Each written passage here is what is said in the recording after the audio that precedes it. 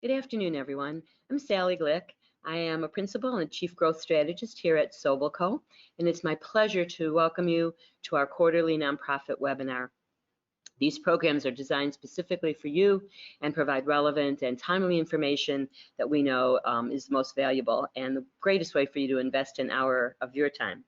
It is my pleasure to introduce Helen Lefroy, our colleague from JBWS, who will be talking today about the importance of good planning around a successful event. And of course, many had events before COVID, so this conversation today will deal with some of the things that worked before, some of the things that are working now, and looking forward, what is the potential for how those events will be taking place after COVID. But first, I want to have a moment to introduce Helen to you.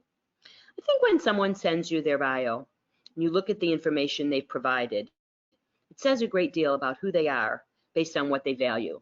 And I need to share with you that Helen's bio begins, she is the daughter of a Vietnam veteran. And we know that she's involved in the community. We know she has had a career in civic responsibility, and that says it all. She's the daughter of a Vietnam veteran, and that shaped and molded all of the things she has done since then. For the past 10 years, Helen has been the Vice President of Development for Jersey Battered Women's Services. And as a fundraising professional, she has led nonprofit organizations to raise millions of dollars to help them carry out their missions. She is currently in her second term as an elected member of the Newton Town Council in Sussex County, and she has served as mayor, deputy mayor, and councilwoman. She is a strong supporter of quality education and has just completed her terms as the chair of the Sussex County Community College Foundation Board of Trustees, as well as being a member of the Catholic Academy of Sussex County Board of Trustees. She's a former board member and current member at large of the Association of Fundraising Professionals, the New Jersey chapter, and a current member of the Board of Trustees at Loyola Jesuit Center. She is the past president and vice president of the Executive Council of the Home and School Association for St. Joseph Regional School. You can see that trend. You can see that deep interest and passion for education coming out in everything she does. As a result, you would not be surprised to know that she has received numerous awards and commendations for the years of her work and service, including her nomination by Governor Chris Christie to the New Jersey Advisory Commission on the Status of Women. And in 2014, Helen and her husband Greg were honored at the St. Joseph Regional School dinner dance and auction. In 2012, she was awarded the New Jersey Herald's 20 Under 40 Award. In 2013, she was honored by the Boy Scouts of America Patriots Path Council.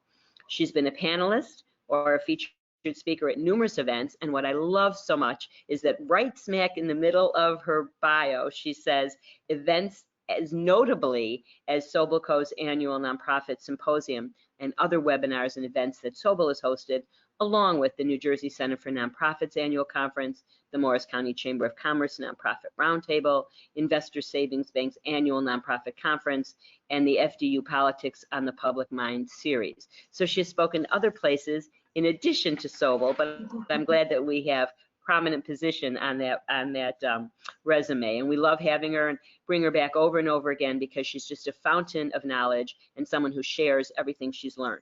So one of the things I've learned from Helen over time has been that you don't just jump into an event and say, give me 10 tips on how to have a great program.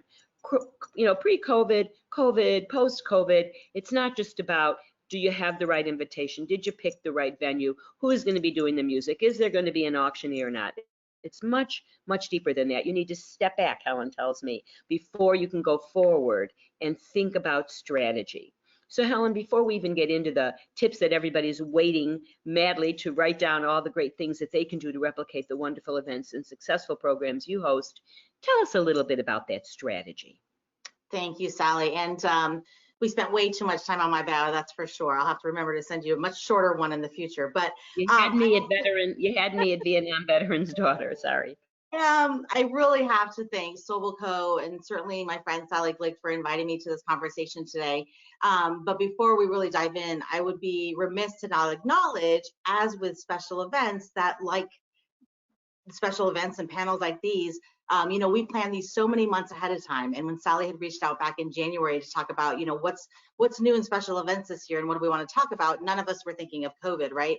And actually this really was supposed to be a panel, right? It was supposed to be a few of us sharing tidbits about special events in 2020 and 2021. So unfortunately, some of our colleagues have been displaced because of COVID and have been furloughed, or their positions have been eliminated, or have had to take a step back as mothers, wives, children from their careers in order to allow for space for their family and their kids and homeschooling, et cetera. So I just wanted to take that moment to acknowledge that we're all in this together. We're all learning as we go, but there are definitely some fundamental things that we're going to talk about today. But I did want to just make mention to allow yourself some space, because we all have different pressures right now in this environment than we did when we were planning events beforehand. So Sally, to answer your question directly, absolutely. Special events are very much a piece of the revenue and the fund development total package for your organization. Special events, I think, play a pivotal role in our ability to not just raise money for our organizations, but really to allow us to raise awareness for our causes and our mission, allow us to introduce people that haven't been involved with us in the past, and it allows us to really elevate to a different population what we're trying to accomplish. It's the reason why we say, make sure you brand your mission and you have a client speaker that can speak with passion about the impact that your organization has made on their lives. Because when someone enters your special event, whether in person or virtual, they really want to know that it's an event about saving animals, or an event about the arts or technology, or in my case, human services. So you always want to think of your special events as a part of your overall development plan, your marketing and communications plan, but also a part of your complete strategic plan. And so I would encourage you, if your strategic plan, your development plan have been on the back burner the last couple of years because they haven't really been a priority, now more than ever in this virtual space, take the time, invest the resources, human resources, to really work on, what do my special events say about my organization? What is their purpose beyond fundraising? And what and how do I want to engage with my participants after the special event? And how does that then intersect with the rest of your development and strategic plan? I think it's important. Everything that Helen says is important, and she's one of those fast talkers. I recognize that in someone else. And I think it's important to hear what she said, which is, it isn't only about raising funds. Fundraisers, which is what events were called always, are expensive in some fashion, and people did feel through a period of time, as you said, there was a trend to avoid them because they were so much work. There's so much more. When you say, was that event a success? The key to that success is there are so many ways that you can measure that. And I think that's the most important point you made, that this is one opportunity for an organization to really connect with the people who support them, volunteers and funders and donors and the whole gamut. So thinking strategically, why are you even having events in the first place, and what is your expectation? That's right. Now, there was a life before COVID. Today, it doesn't feel like there was. Right. I don't know, 5 months or whatever that we're in this, but it's a long time for anyone who's counting. And I wonder if you could just give us a little picture so you have a benchmark. Where were we with events and strategies around events before March 13th, 2020? Yeah. So let's face it. I mean, special events are very social in nature. As a matter of fact, I have a fantastic part-time special events manager that works with me at JBWS. And when COVID struck and we went remote, she goes, well, there was my job. My job is to bring people together at events and raise awareness and raise money. What am I supposed to do now, right? So pre-COVID, events were very social. We were thinking about, how do we build ambiance? How do we make events experiential? How do we bring people together to add value to what they've purchased in terms of their ticket? How do we have these exciting auction items? How do we embrace mission and bring in our mission to the event to make sure when someone walks in, they know it's a JBWS event, or they know, it's a Homeless Solutions event, or they know it's an Employment Horizons event, right? So we very much were looking at table sales, engagement, some promotion, and we were relying on our committees and our volunteers and our boards around that engagement.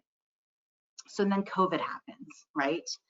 And now I think what's different is we're asking questions like, I can't possibly bring people together because the whole event was built on a tastings event.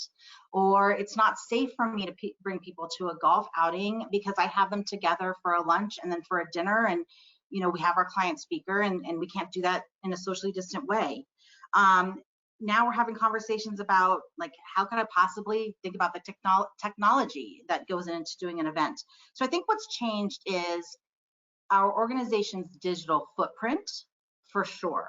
And so if you were kind of dabbling in multimedia exposure for your events in terms of e-newsletters and social media and digital networking, now is a time more than ever to put some resources and some thought into those opportunities.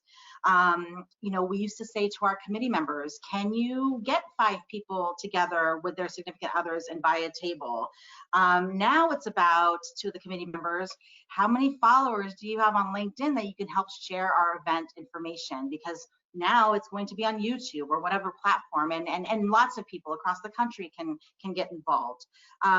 You know, now we're talking about engagement in a different way. You know, we're having conversations at JBWS about the value of printed invitations, right? Well, maybe you don't need printed invitations, but that really depends on how well your database is with emails or ways to engage people electronically. Maybe it's a hybrid of doing both, and so you're able to cut down on some printed and do some electronic. But it also depends on, you need to think about, when you look at your mailing list, if I used to send to everyone's place of business or work, no one's in their offices, so they're not going to get that invitation, right? Some things that we didn't have to think about before, we definitely have to put more planning into our events now. The other thing I would say is you need to think about the foundational excellence and the fundamental excellence that existed pre-COVID. Those are still critically important now, even during COVID, and will be post-COVID, whatever that looks like. And so that means having strong committees that can help you make decisions, help you promote your events, perhaps help with technology and social media, your committees to help really plan what does a virtual event look like, what are the components that we need to have to be engaging. You might have to have committee members now or people of influence in front of a camera, where before they kind of worked behind the scenes, right, in getting supported for your event. Of course, board support is critical. That 100% board participation at events that we've talked about ad nauseum for so many years is even more important, I think, now in the virtual space.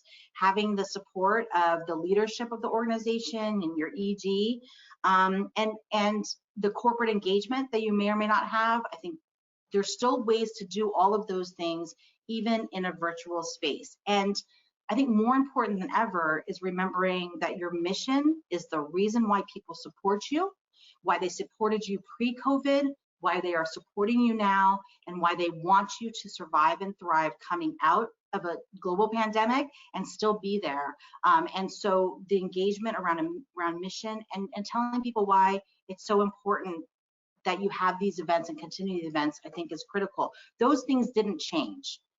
Those were the fundamental strengths of the really solid events pre-COVID, and they are now. Great, thank you. I think that's an important place for people to start, is not with a clean slate and say, okay, we have COVID, now what are we going to do about events? But rather, well, where were we before? What was our strategy for even hosting events or a series of events over the course of a year or 2 or 3? And at the same time, what were those really important structural building blocks that made our events a success? And we'll talk shortly about how you then adapt those to a whole new world. Speaking of behind the scenes, first of all, thank you, Andrew, for getting us back up and running so quickly. I'm sure at some point, poor Colleen, who has complete responsibility for all of this, was thinking, I can't believe this just crashed down. So, Colleen, I know you're behind there somewhere making everything work as best you can, and thank you for that. And Victoria, who's not behind the scenes, but right out in front, is watching our chat box. And I should have said as we began that this is designed to be interactive. You don't often get the opportunity to have someone of Helen Lafraw's competency and capabilities available to answer your personal questions. So I urge you to do that. And while I'm sure there were many comments saying something like, wait, I'm offline, or I can't hear, were there any questions yet for Helen in that box? Nothing yet. So I think we're just can keep going. I'll let you Great, know. we surely will, but I urge everyone to take this opportunity to really ask some questions, because as Helen said when she began, we're all in it together. There is no one on this call that isn't deeply concerned about how to make that transition from what was working to what will be working, and then there's going to be another transition as we come out the other end, and you have to have that sort of vision and perspective of what happens when everyone doesn't have to sit home and be on a Zoom call, but we can actually go to, perhaps there's a vaccine or a treatment or whatever makes people comfortable at some point. Will we go back and have that great opportunity to have that glass of wine and bid on the silent auction? So please do ask your questions. There's, I'm sure, plenty of them. And so Helen, as you take us through that. Okay, good. Ask that. And I just got one question. Sorry to interrupt you, Sally. No, we're delighted. So one question was, if your main fundraiser was a gala, how can you take that online? Okay, so we're going to go to that, right? So we'll hold that question because Helen's going to work that into her next answer. And we'll begin with the premise that there are some key components that are basic and fundamental, I think is the word Helen used, that you need to hold to as you move forward. No matter what your platform is, those things are going to remain the same. So take us through the transition. What if someone had an event planned for April 2020 or June or October, forget 2021, what will they need? We'll get to 2021, but what will they need to do differently now? How can they translate and adapt in those circumstances? Yeah, for sure. So, you know, I think the most successful events make sure that they do a lot of pre-planning, right? There's not a lot in our business that you should leave to chance, that's for sure.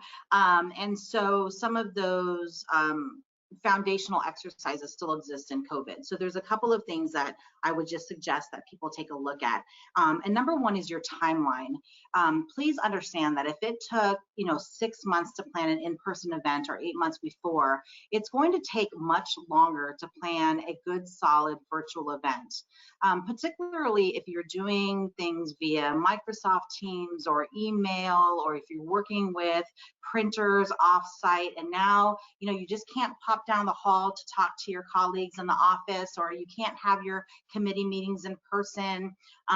You need to back up your timeline and allow for a lot more conversation and a lot more planning. And so, we have even found that, okay, we would send out invitations 6 to 8 weeks before the event, and you would allow 2 weeks for the printer to print, and you would allow 2 weeks for the final changes to come through.